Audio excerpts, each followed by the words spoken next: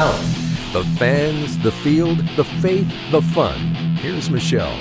Big voice guy. It's not just the fans, faith, and field. It's the friends, too, man. It is the friends. I got my brothers here surrounding me as we talk sports today. You're listening to the MyMichelleLive podcast today. Sports Time Out. And I'm going to introduce you to our round table of fellas. Garrick Payne, he is pastor, he is a coach, he is chaplain, and all-around cool guy, broadcasting today from Milan, Italy. Hello, my friend. I'm actually outside of Naples. Oh, you're outside of Naples. My bad. Where the food is good. And he was able to drag himself away from the table because that's all we've been seeing. We haven't seen any shots of on his Facebook page of how beautiful it is. I mean, a few here and there. It's mostly food. So a man after my own heart. That's the true beauty of Italy is the food. We have our own sports encyclopedia guy, Rich Hallstrom. Yes. The encyclopedia. Encyclopedia Rich joins us as well. He is the 12th man in the Seattle area and a veteran sports reporter. Author of the new, absolutely off the charts cool sci-fi book, Breaking Yesterday. He's a sports reporter and photographer as well, and a really good friend of everyone who knows him. Brent Baker. You can find him at brentbaker.com, where you can order your book, Breaking Yesterday. I got to tell you, it's not a pirate book. I just got to make sure we there are no pirates. Sorry. Maybe in the sequel. Could I put my request in? And then we have the Wookiee of the year. He's our sports authority. You'll hear him from time to time as our man on the street, the one and only Joshua McMillan. And the man who you can understand that he is a villain who is always chilling, but he's also the coolest guy you'd ever want to know. He is a guy who knows sports, has been a producer, and is a great guy to have around. Yes, he always has. Most of us have this Seattle sports-based mindset, but because he's part of our diversity division, and no, it's not the color of his skin. It's his sport. It's the sports he talks about. Truly, guys, I think we have, and I'm Michelle Mendoza. Truly, I think we do have the most diverse talking table in sports, period. We run the gamut of ethnicities, abilities, even species. Hello, Wookiee. Language. But we take it on. So whatever language you do speak, there has been a pretty big story that's come out of Seattle. I'm sorry that Coach E couldn't join us today, because Sunday night he was like, "Are you getting this? Kevin Mathers, are you getting this?" He's giving me a play-by-play. I messaged all of you. Seattle Mariners is now song and dancing in damage control after Kevin Mathers, he's part owner, CEO, had some pretty inflammatory things to say. Rich Hallstrom. Pretty inflammatory. Okay, they were outright. Oh my gosh! Was there anyone he didn't offend? Anyone? Anyone? He insulted Julio Rodriguez. He insulted Asashi Iwakuma, one of several Mariner players who suddenly speaks much better English. Pitched a no hitter. Don't anybody forget that.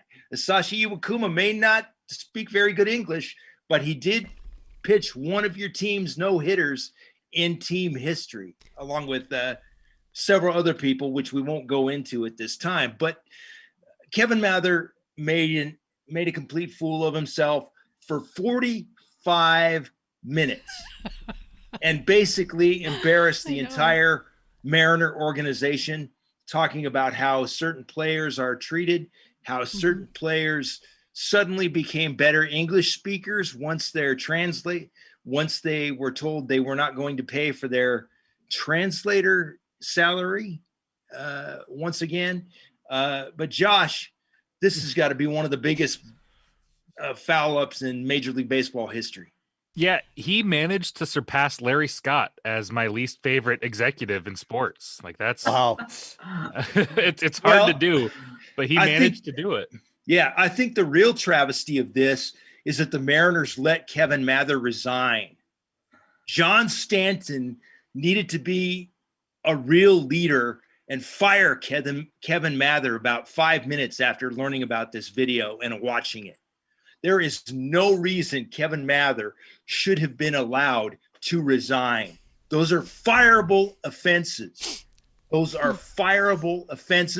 And I would not blame one Mariner fan out there for never buying another Mariner ticket. Rich, are you saying he should get a promotion? Is that what you're? No, maybe to couch CEO. Maybe he's available to take over the Pac-12 operations now. So. Foot in mouth. No, he made Larry Scott look intelligent. He did. And here's the thing too, is he was This is talking a out of Larry the wrong Scott side of the fest. food tube for a lot of this because he's head of the business portion, right? He doesn't have all of the negotiation on the actual baseball game side of things. And we heard Jerry DiPoto say this week that the baseball operations are separate. The baseball operations, they have autonomy. Clearly. So he's talking out of the wrong side of the food tube. These are his opinions on the matter. This isn't how the organization for baseball feels about it. Okay, but so the thing is, Josh, this is an inside look in how decisions are made. So I would say this is a direct correlation to why the Mariners have not made the playoffs for 19 years. Because if your business administration office does not respect its employees, your employees are not going to do their best job. Yeah, and that's why. Go ahead, Josh. And that's like one of the things I tweeted about this is ridiculous and he needs to go. And this isn't cancel culture. There's a difference between that's what I this wanted to cancel get to. culture. Very different. And why is that? It's not cancel culture because he has effectively, like any CEO, any business, if you go out and you alienate your talent pool, if you alienate your partners, if you alienate everyone involved, like you've crippled your business's ability to do business. And not because of some like culture that we offended. I mean, he said things that were definitely racially insensitive at the very least, but that's not even the main reason he has to go. I mean, there's business reasons. When you go out and you're trying to air out what your perception of contract negotiations are with your players, that's ridiculous, and what player is going to want to come and sign with that? I think sorry. Well, it undercuts the culture that Scott Service and Jerry DiPoto has been working very hard and doing a great job of creating in the Mariners clubhouse. And with the affiliate clubhouses in Tacoma and Everett and Arkansas, they've done a great job with that. And this completely undercuts that. Unfortunately, we've had a couple players come out and say that, no, they wanted to be here. James Paxton said what James Mather said was just wrong. He had other contracts that were more lucrative, that had multi-years, but he wanted to come to Seattle because this is where he felt he wanted to be because he likes it here. And we had other players like Marco Gonzalez says it's disappointing, it's awful, but it's going to take more to tear this clubhouse down. So I'm really proud of that and the culture that Scott and Jerry have made.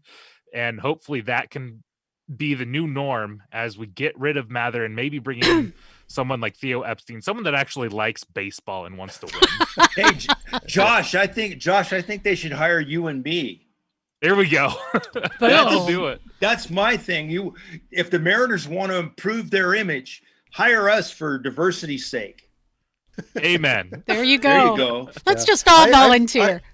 I'm thinking actually, I mean, it's terrible for the Mariners. Don't get me wrong. And I do think, this could create, like Marco Gonzalez said, the common enemy dynamic in the clubhouse. It could bring the clubhouse together. That's assuming that everything we've been hearing about the Scott Service culture is true, because as we find out, sometimes behind the scenes, things are different than what we've perceived. But I think the bigger issue is, and probably ultimately the reason he was allowed to resign, is the effect that this can have on the collective bargaining negotiations that are looming and ever larger, because the players have been complaining, rightfully so, about service time manipulation and all that kind of thing. But it's always been what they've seen behind the scenes going on in their personal contract negotiations. And here you have a team president laying out all of their suspicions publicly for everyone to see. And so I think that when you head into the negotiations, it was just like dropping a nuclear bomb on top of it. Well, guys, Brent, the question I have is, why is this an appropriate set of topics to be discussed to a Rotary Club? Oh, totally. Why would you talk to you're talking to the people you want to buy your tickets. It's the Bellevue, Washington Rotary Club. By the way, it was taken down from the Rotary Club website, his meeting. We got a copy of probably 90% of what he was saying, and it is on our website. If you go to MyMichelleLive.com and go specifically to our Sports Timeout podcast page, you'll be able to watch it in pretty much every offensive thing. It may have left out a few offensive things. Doesn't really matter. The damage was done, and I think this is one of the reasons why I do have a problem with the cancel culture. I mean, this thing became a national story in zero time flat, but my problem with it is that with the cancel culture, it almost gets lost in the cacophony. You know, so many people cry wolf over everything. Good point. When it really counts, do we really even hear it, Chris? Yeah, I know. I wish that it would be much more clear. And I'm learning about the situation. You know, you guys are educating me about it because I wasn't privy to it. But I must say, the cancel culture is really out of hand now, and it's got me, Josh. It's got me doing things like canceling my own fandom of the Mandalorian. I no longer can watch the show, and I know. I can't do that. Now, trust, I'm going to watch Boba Fett, the Book of Boba Fett. I'm going to watch that. But well, fortunately, we know your Disney Plus subscription is good because you're hanging out in Westview right now with the Scarlet Witch, right? So, you know, hey, there's more to tell. There's more to tell on that one. I'll tell exactly what's going on with that list. I love you guys. Yeah. So, do you think this is the whole Mathers issue? I mean, is it a matter of just Mathers, or is there more to the matter for Major League Baseball? But look at it this way. If you're the CEO of Dell and you go out and be like, yeah, we were talking with Intel and we really we made a deal, but we felt that they couldn't get a better deal elsewhere. And, you know, you're alienating a key business partner. And that's what he's doing by airing out the contract negotiations of players and saying, we didn't think that James Paxton would get a better deal. We didn't think that Taijuan Walker was worth 3 years. He signed for 3 years, by the way. You know, you're airing out like, we said we'd let him come up to the majors if he signed that 6-year deal. He's alienating the key business partners because players they're the talent, but they're also the key business partners. You do not have baseball. Baseball doesn't exist without the players, much like Dell can't exist without the processors or the graphics cards or the screens. You know, like it exists off of that product, the product they create, and he's alienated all of that, and he's threatened the status quo for the entire league. You know, this is, and the Players Association even put out a tweet talking about that. He's alienated this. It's going to cause some problems, and it's going to cause some drinks, I think, too. No, he wasn't just alienating. He must have been like throwing something back. There's something it makes you wonder to go on for 45 minutes like that. I mean, it's not like why this didn't is like someone a stray stop one-line him though? Come on, why didn't someone say, Kevin, thank you very much. That was really interesting. Let's shut you the heck up now. Someone should have stopped. Rotary, Bellevue. What the heck? Kevin Mather is service time. Kevin Mather is an example of why I've always said that Major League Baseball is not the national pastime because it is run by fools that don't know how to promote their product. Okay, so let's move Larry to. Scott is looking for a position. What's more American than that? Let's look to what might be the new pastime, and that's the NFL. I know the NFL, there's trades, tirades, negotiations. The Players Association, NFL Players Association has agreed to a minimum salary cap for 2021 of, I believe, 180 million. That's down a few, quite a few millions. So that's going to have an effect as players are trying to negotiate. We have the effect of COVID and fans in the stands and such. Also, CBS Sports reported that if you have not begun to fully contemplate the Texans without Deshaun Watson, the Seahawks without Russell Wilson, the Packers without Aaron Johnson, they said you better get started. They literally said this. At least one of them won't be back in 2021, and all could be gone by 2022. Things are really heating up. Is Aaron Rodgers changing his name to Johnson a stealth quarterback move? That's not going to happen. Well, he's alienating himself from his family. So right there, that's true. And even some people are talking about a Wilson-Watson just exchange. I mean, things are getting crazy out there. Happen. It's not going to happen. We're not going to see any kind of trade with Russell Wilson. Let's just shut that down right now. KJ Wright agrees with you. Hold on. I don't want to shut that down. So tell me when it's my turn. Go for it. Well, let me just say really quick. It's not going to happen because the Seahawks, if they trade him, would have 38 million in dead cap space. That alone is going to prevent them from doing it. They're going to have over 20% in one player in dead cap space if they trade Russell Wilson. It's not gonna happen. They can't afford to do it. Yeah. So Chris Brown, I think this is a villain moment, and this is why I'm reporting to you live outside of Westview, New Jersey, because y'all are gonna need some chaos magic to make that not happen. All right. I got my infinity glove, but even this is not gonna stop that from happening. I think I got the time one on there. We can turn it back to some of the greater years, but going forward, look, when I saw the report come out from the Seahawks saying we're not interested in trading Russell Wilson, they that kind of randomly came out right a couple weeks ago. What was there? Oh, yes, they said that the Texans had inquired about it or something like that, and we're not interested in trading. I said that if I'd been on the show, I'd have said it. I said to friends, we have not heard the last of that. That is really interesting. We haven't heard the last of that. And lo and behold, yesterday, Wilson comes out with the 4 places that he could go. Why would you do that if there is no possibility of you being traded? Well, because you're getting bad advice. Hold on, Rich. One of those is Mark Dallas. Rodgers. Dallas. Texas. I'm sorry. I'm sorry, Seattle. I'm in full villain mode right now. I believe number 3 is going to be wear a star on his helmet. And he's also going to be playing for the Texas Rangers. I just threw up a little bit in my mouth, people. I just threw up in my mouth. Dang. I need to chime in on that. Jerry Jones doesn't even know what a Super Bowl looks like anymore. So it doesn't matter. What does that have to do with anything? Last time he was there, they rode dinosaurs. It doesn't matter. Boys, KJ Wright disagrees with Chris Brown. Here's what KJ said. It was just this morning. He was, let's see, what was it? Good Morning Football. Good Morning Football is where he was.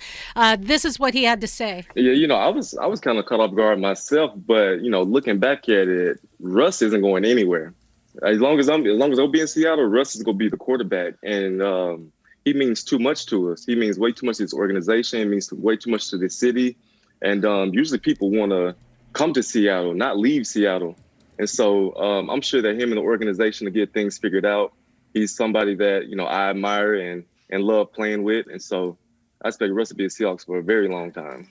Richard Sherman on line I one was for you, kind of caught off guard myself. But, looking back at it. There you go, guys.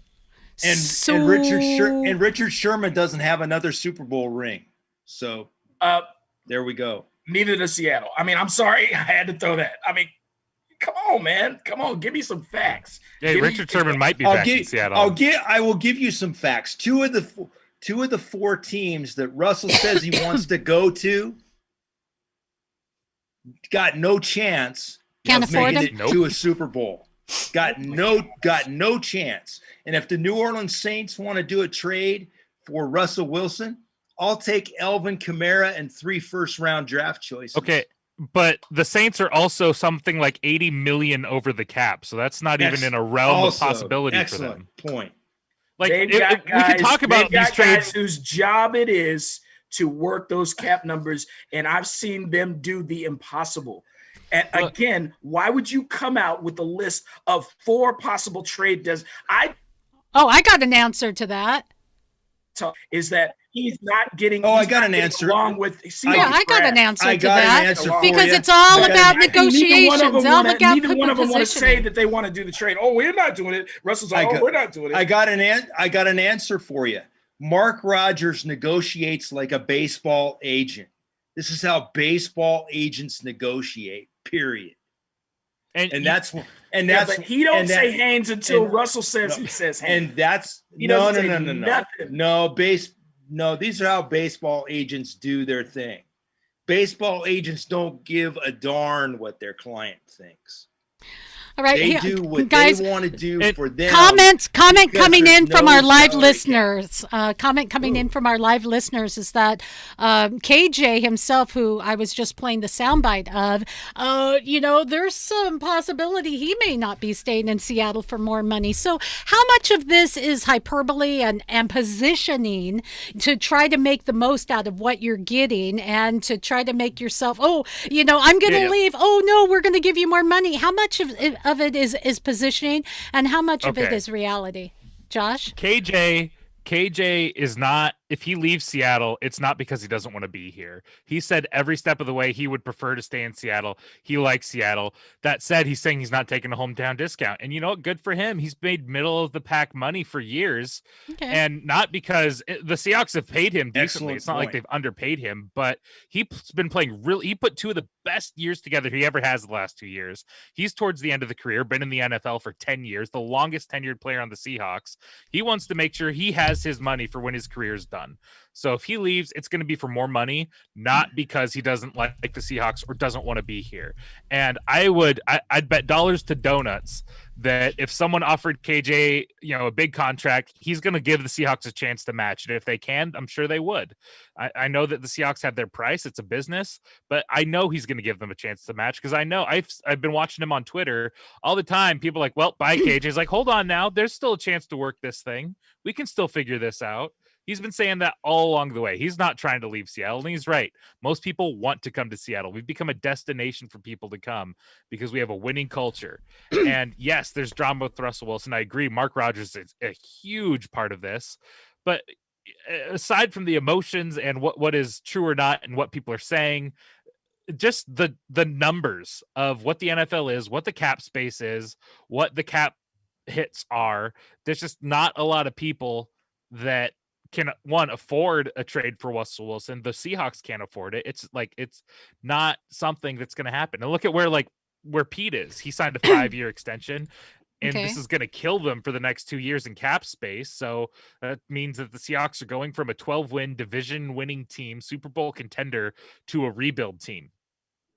So for the next couple of years, no one in the history of the NFL has had over 20% of their cap be dead cap and even make the playoffs.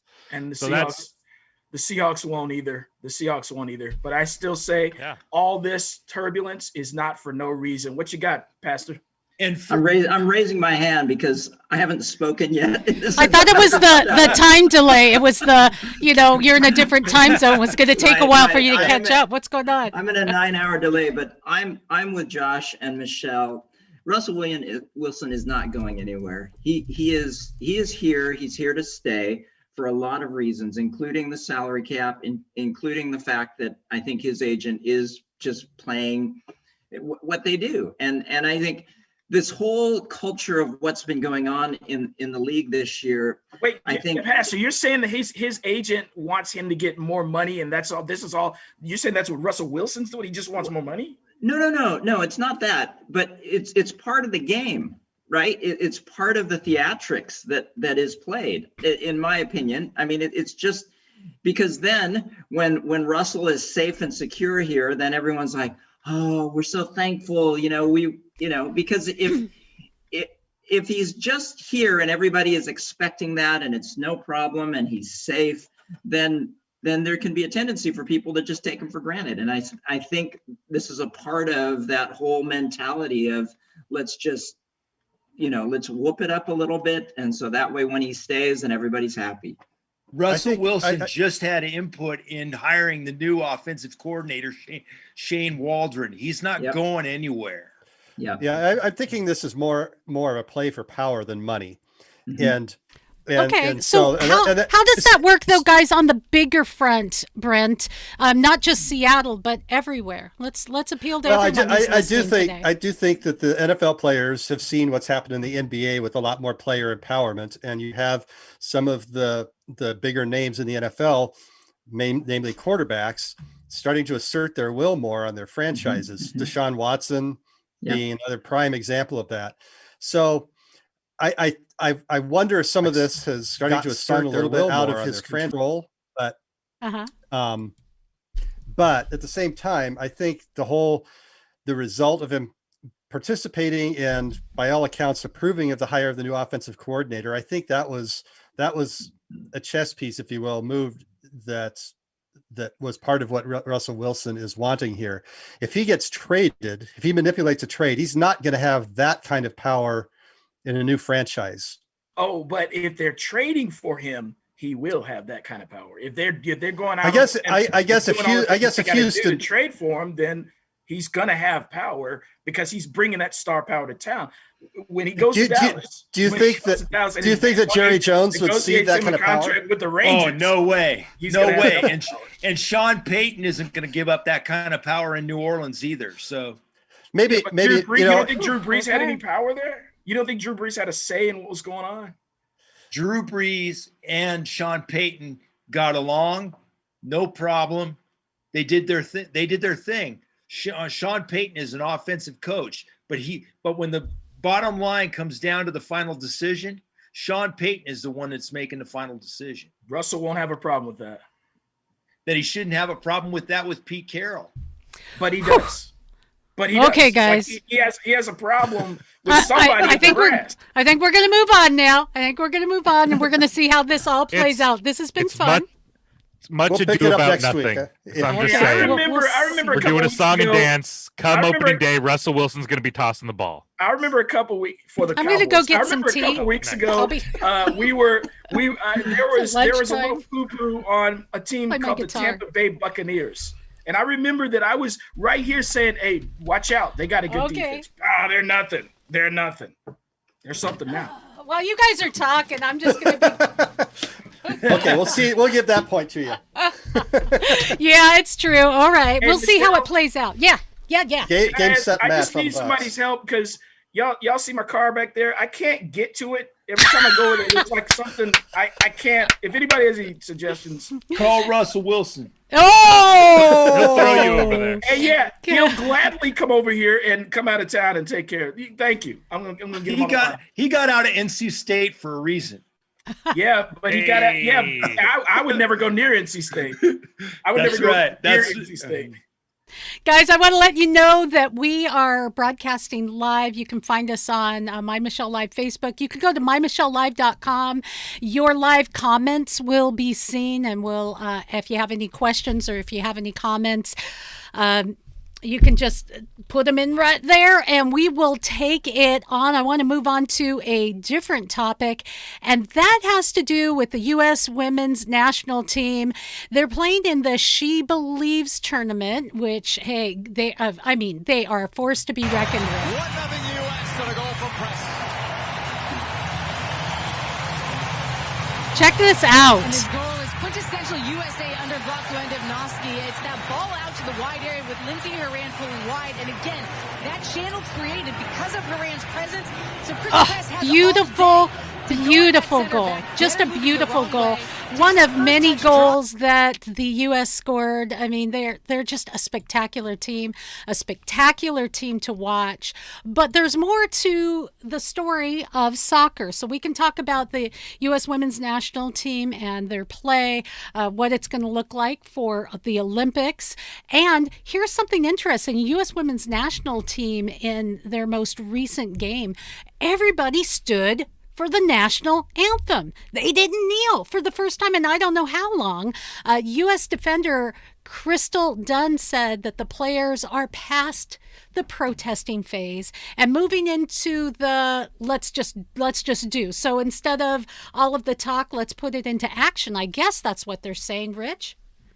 Well, that's Chris Brown. If you read between the lines, basically what Dunn is saying, we can't score any more brownie points for kneeling for the national anthem, so we actually really got to do something now.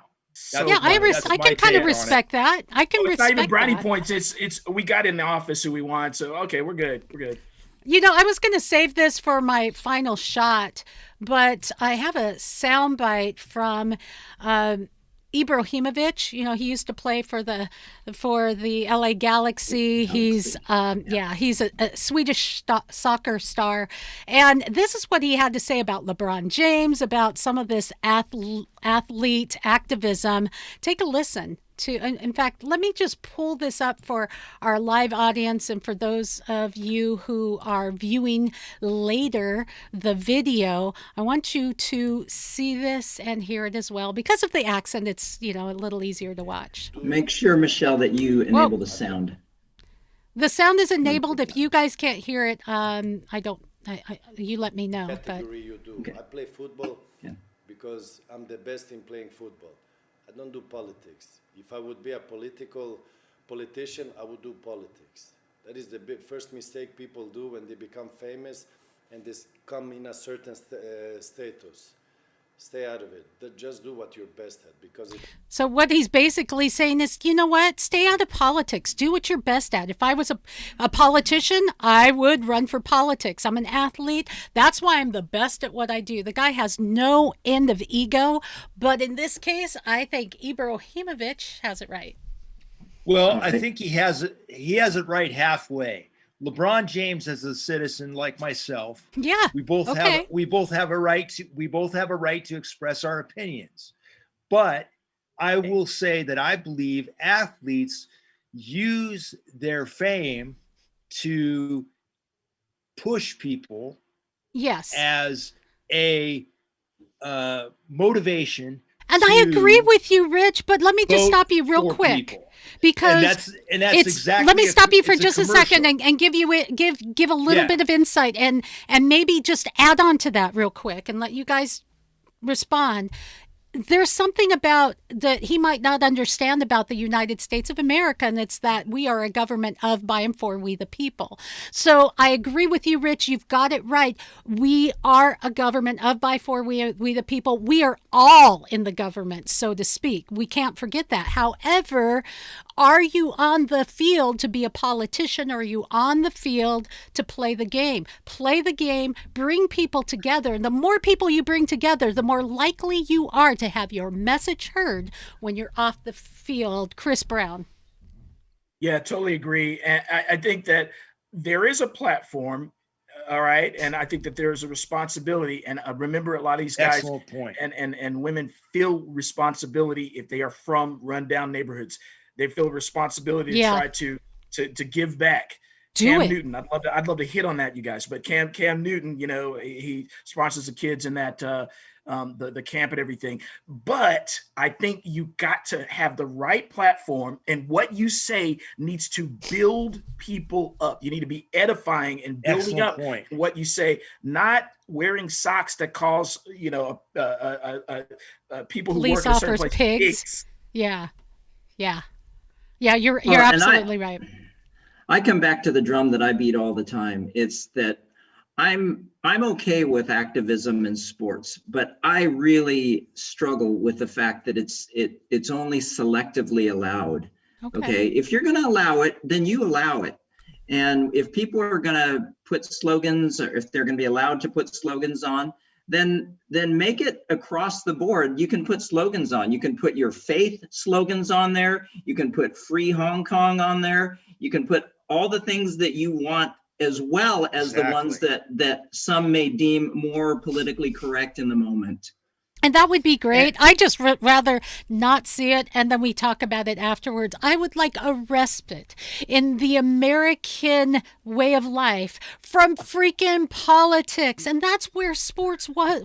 The place that sports was I'm with for you me. there, Michelle. It was this place where I Exactly. don't care what you think, believe, what you look like, or what you're going to be eating for dinner. Can we just watch the game? Can we just watch the game? Josh, Well, you're just kind of sitting back and chilling. What's up with you?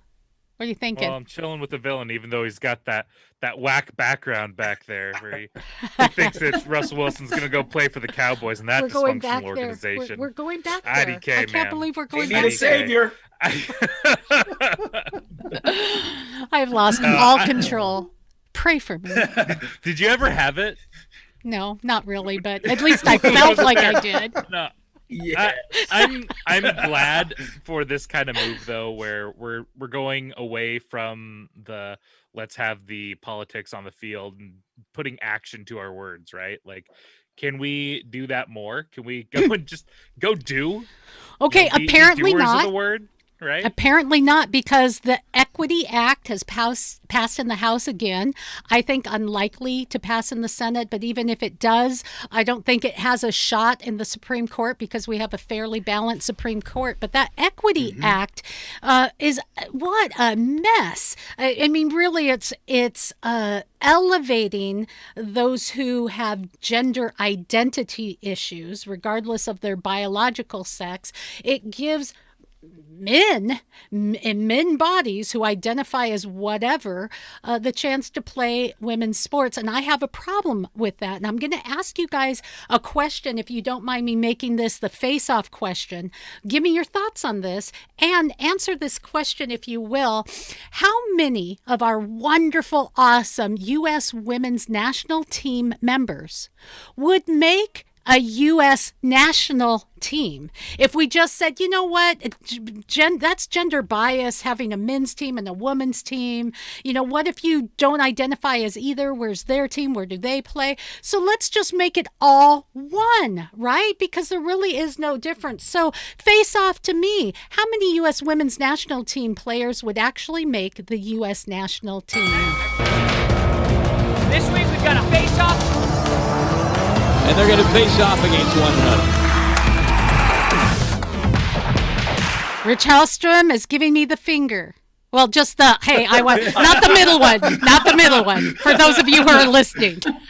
I will tell you this, and I will give a nod to North Carolina for this. And Chris knows I have a soft spot for North Carolina for this. There's only one female athlete that would make the U.S. men's national soccer team. Mia Hamm. Yeah. The only one that would make. The only one that would make. The consensus. Forget it. Consensus. Everybody else can be on the sidelines. I think the next thing that would come would be the quota. Yeah. You would that all of a sudden you would find, okay, we're gonna have one team, but you have to have X number of this gender, and I don't know if they go with 25 genders, you might have to have one of each. See, this is where this topic gets confusing. Are we going to have a disabled member of each team too? And would your quota be women who are biologically women or women who identify as women? You know, it's all a dead end. I mean, it turns into a big mess. I would love to see a U.S. co-ed national team. Actually, I think that would be really cool because I actually participate in co-ed amateur sports, and I think it's a great game.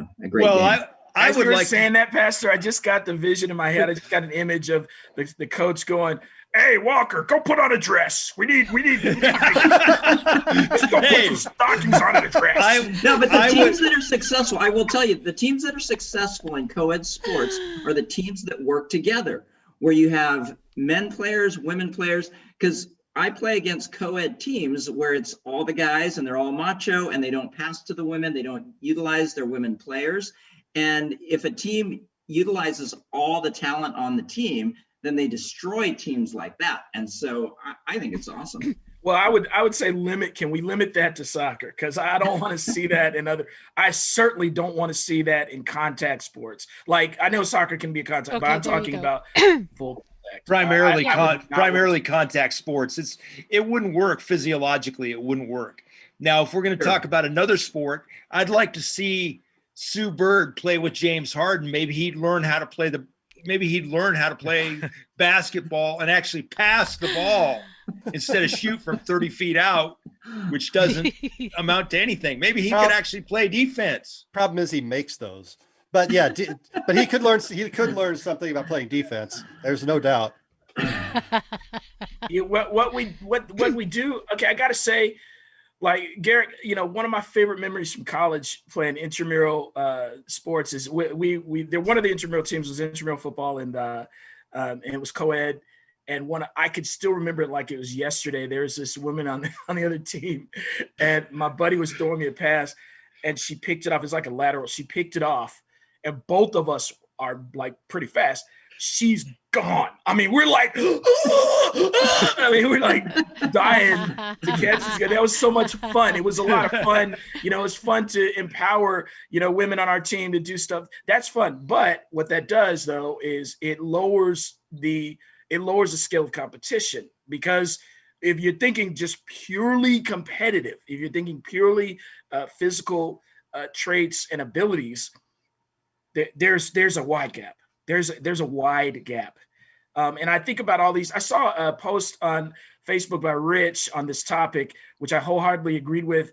It's you cannot ignore the physiological differences. You just can't. And I saw in a report somewhere that I think it was Connecticut or somewhere where they have a bunch of dudes who are identifying as women, and they've dominated. Like, of the top 10 spots in track and field, I think 8 of them are these guys. I hope 8 of them at the high school level. Let's clarify that for everybody. There you go. Thank you. That's at the high school level, and that is part of that. I'm glad you brought up that post that I made on Facebook, because ultimately this comes down to you are ruining the foundation of women's sports because you are ruining Title IX. You are ruining all the gains that have been made by women in sports and also in society, which were pulled along by Title IX and the historic efforts there. Even Martina Navratilova, one of the world's best tennis players, has some reservations about how this is going. I mean, well, even Renee Richards, the first transgender athlete, has reservations about it. Wow. Thank you. Because it's common sense. It's not about having a bent or being phobic. It's about common sense. It's about some of the positions that are hard won for us females. And while I'm not a professional athlete, I am a professional sports reporter and have been for years. And that's been hard won as well. So we kind of have that commonality of saying, we've had to fight for what we have. We had to fight for recognition, fight for funding, fight for viewers. All of that is hard won, and it's dissipating at the expense of political correctness. If we ignore history, we're doomed to repeat it. Ignore history, we're doomed to repeat it. Rich, who was the defensive end out of Missouri that came out and played? He tried to play in the NFL for a minute. He went to CFL, but he came out as homosexual. He's like defensive player of the year in the SEC. First name is Michael. I forget the last name because he was the SEC defensive player of the year at Missouri. And that's why we call him the encyclopedia. But hey, listen. Maybe that's the encyclopedia to go after. Yeah, there's the encyclopedia. Maybe that's the model to go after. That in locker rooms, guys that I'm super non-politically correct, but anyway, guys that identify as women, maybe the acceptance and making the space for them to be on a team of men, because physiologically you are a man. You're a man, but and it would be an unfair advantage for you to go in a women's locker. No, you stay here, but these guys have to accept you. They have to accept you, and that's when we can play as a team. To me, that makes more sense than saying, "Well, go play." Go play. Excellent point. Excellent point. I'd like to get interspecies opinion here, Joshua. As a Wookiee, do you feel like you're left out of American sports? The Wookiee Football League coming in November. Point well taken. And that's all I have to say about that. He said there are 4 planets he'll be traded to. Wookiee of the Year, Joshua McMillan. I really wanted to play for Alderaan, but that dream's dead. Spoiler alert. Space Cowboys. You don't just get sports here. We geek out as well. Hey, guys, I wanted to kind of turn it to some tragedies in tragic stories in sports this week. Tiger Woods was in a horrifying car crash that's left him with open fractures to his lower right leg and a rod placed in his tibia, screws and pins in his foot and ankles. He says he doesn't even remember the crash. And then a couple other tragic stories. Former U.S. gymnastics coach, you may have remembered that the story that broke a couple of years ago, 2018. John Geddert, he was charged with 24 charges of human trafficking charges, accusations that he abused gymnasts in his care. Anyway, he was criminally charged in Michigan for his ties to the disgraced former U.S. gymnastics doctor Larry Nassar, who pled guilty, by the way, to sexually abusing 10 minors in 2018. Well, the sad story is that police found Geddert's body at an interstate highway. He had committed suicide, and it's tragic to me because that was a tragic story. But the real tragedy is that when coming to the end of yourself, the ugliness of what you've committed, and yet not knowing that in Christ, you can be a new creation. Old things passed away, all things become new. You may have struggles, but you have access to a living Savior who can impact you and give you victory. You know, it's a lose-lose, his death, and it's a tragic end to a tragic story. And one more story, Clemson Tigers' Justin Foster had retired from football. He said that he has ongoing problems with asthma and respiratory issues because of COVID. So some kind of sad stories coming out of football. Let's by all means end on a low note, shall we?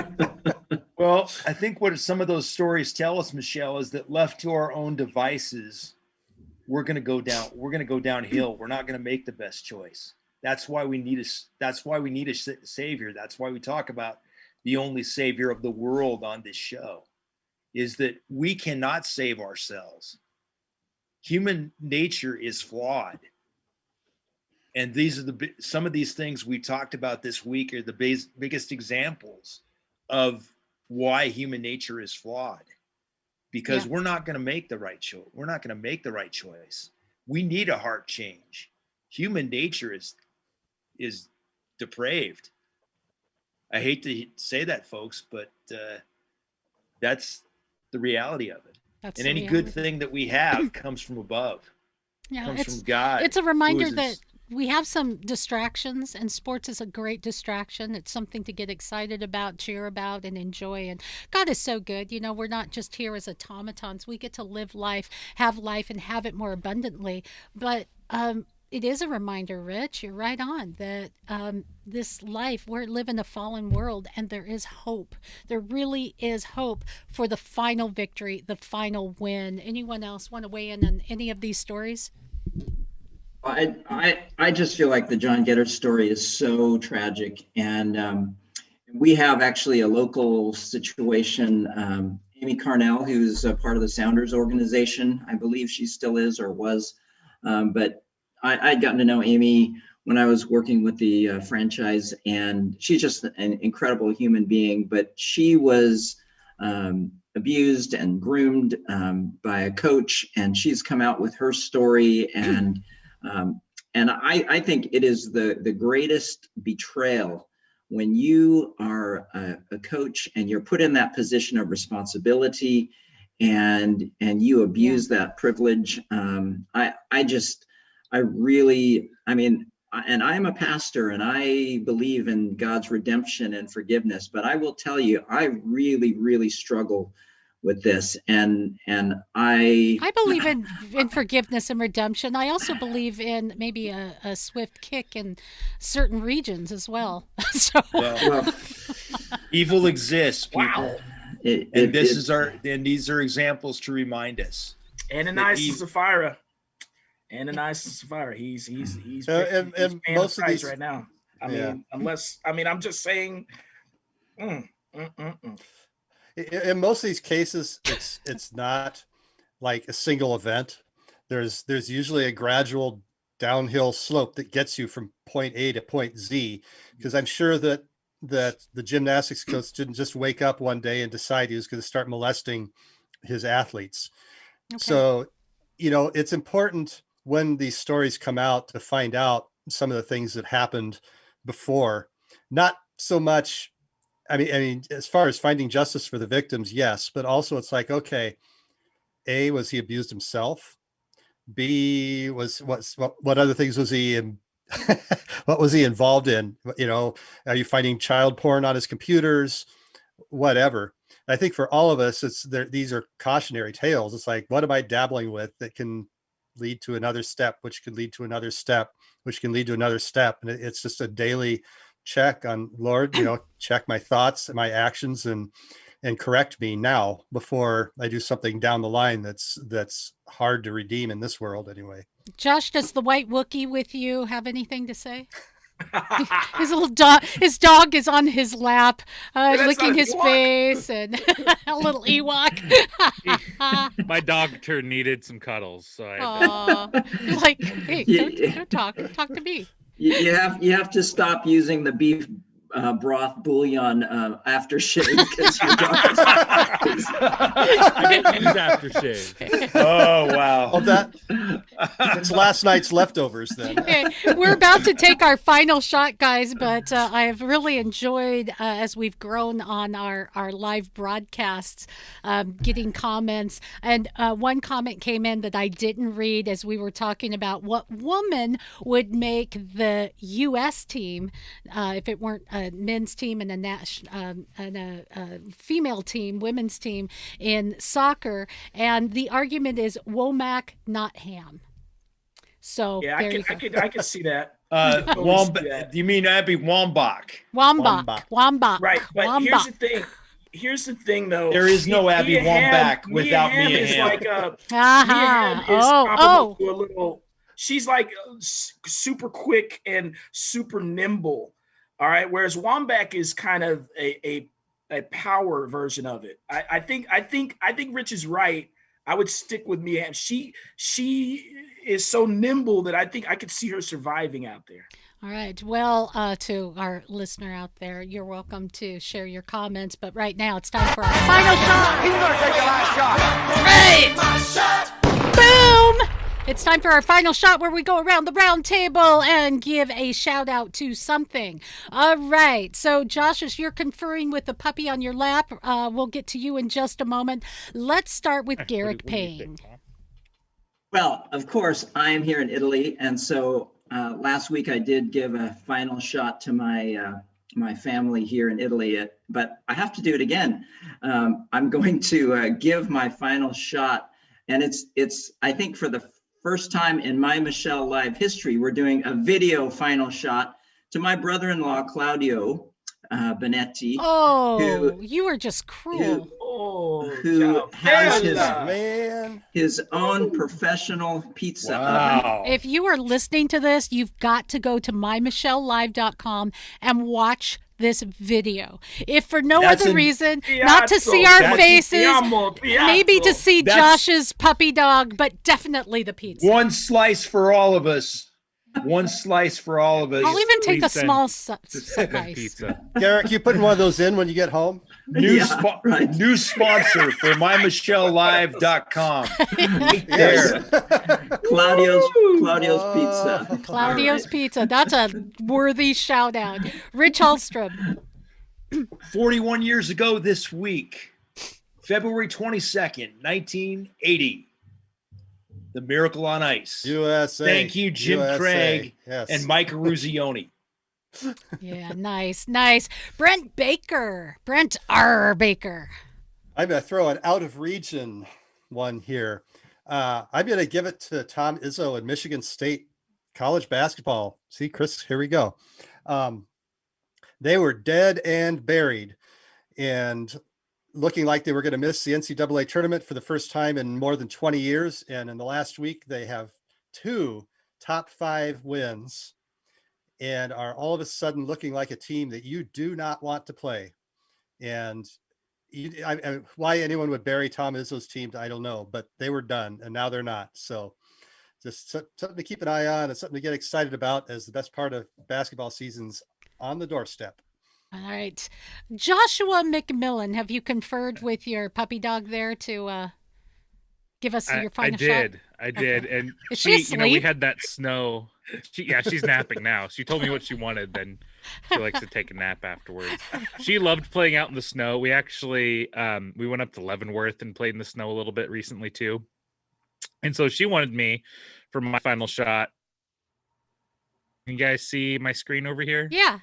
Ooh, there you go. Yep. All right, so this is the Yakima Valley Pippins. You might notice the swag I got on my hat too here from when I went out and saw them. They had some fun in the snow for some of their baseball practice. Yeah, we're playing a little team handball, kind of a fun way to get our guys compete outside of the game of baseball. It's basically ultimate frisbee with a tennis ball. Ultimate frisbee with a tennis ball. Get one goal that can be inside the square, and they're passing around trying to get shots on goal and trying to hit the garbage can. Oh, Check that out. Tell me that doesn't look fun. wow. Yeah, That's fun. Yeah, That's pretty fun. cool. Out of the comfort zone and get guys. Yeah, I'm liking that. I am liking that. That's a good shout out. I like it, Josh. Yeah, so locals. I went out and saw them a couple years ago when I was out in Yakima for some work stuff and got some family out there. But that's always a fun spot to be if you're in the area. Go see the Yakima Valley Pippins.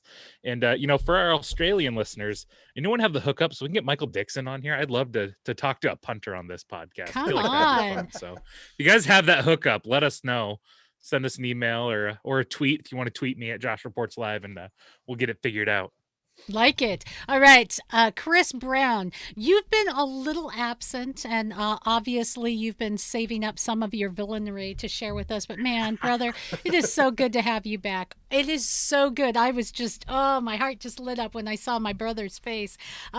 Bring us home, will you? That's a blessing. Thank you. It's always a blessing to be with you guys, and I'm just thankful for whenever we get the time to listen. The shout out today is a name that we should not know, but we do because of how media is, and it is a teenager named Joseph Owens. Joseph Owens was a young man who went to Cam Newton's camp, and we've seen many viral videos from 2 perspectives and angles of him, being disrespectful, saying things he shouldn't have said, and then kind of being defensive and Cam Newton, like just all over the place with it. But you know what? My shout out is to this kid. I have 2 things to say. Number one, he was prompted. I don't think that he just started to attack Cam Newton for no reason. This is probably a kid coming from a single parent home. There was probably an attack from somebody. I think it's Cam. I think there's something snide said to him that hurt him. He's out there trying to make it. And this MVP says, man, y'all stink, or some offhanded comment, and he takes it to heart. And he's like, I'm going to defend because this is all I got. I'm going to defend. I don't care who's. I'm going to defend my stuff. He wasn't right. He was not right. But I think people saying, oh, he's done, and writing him off. You know what he reminded me of with this mistake? Ray Lewis. Somebody's going to give this kid a chance, and we're going to be talking about him in the league one day. You watch. This kid's got some talent. Just Seth Owens. Wow. Yeah, quite a story there. I want to give my final shout out to Josh. We're broadcasting on My Michelle Live podcasts are still in kind of our infancy since the end of November. So through December, January, and now we're coming to the end of February, just 3 months. And it has grown exponentially. Thank you, everyone who has liked and shared. But if you don't know, if you go to our website, My Michelle Live, and you click on About and Meet the Team, you can find out a little bit about Joshua McMillan. He got me all set up here, and it is a fine rowing machine. We'll be able to broadcast live in many places, and yes, Australia, for some reason, we're really growing there. We're able to do these live streams and get instant feedback from you guys on Facebook, YouTube, and a lot of other places, and including My Michelle Live. So Josh, thank you so much. He's also kind of been on call 24/7 when I panic, and he's like, did you turn it on? Oh, oops, no. Plug it in, Mom. Did you plug it in? Have you tried turning it off and on again? Oh, Are you sure oops. it's plugged in? Yeah, pretty much. But he's been just there. And on top of it, this next month, he's going to be he's not going to be giving birth, but his wife is going to be giving birth to. Well, something's really changed that I don't know about. Yeah, so, well, it is a new world out there. Some kind of divine intervention. I don't know, man.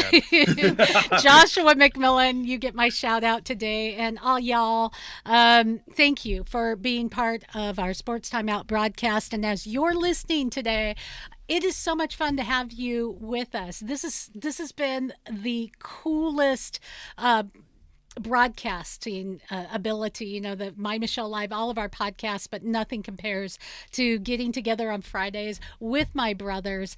Thank you. Please like this, share this, copy the link, and tell people to listen.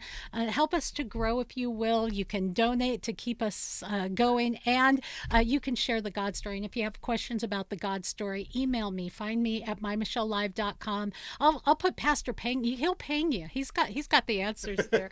Anyway, God bless you guys. Thanks for joining us today.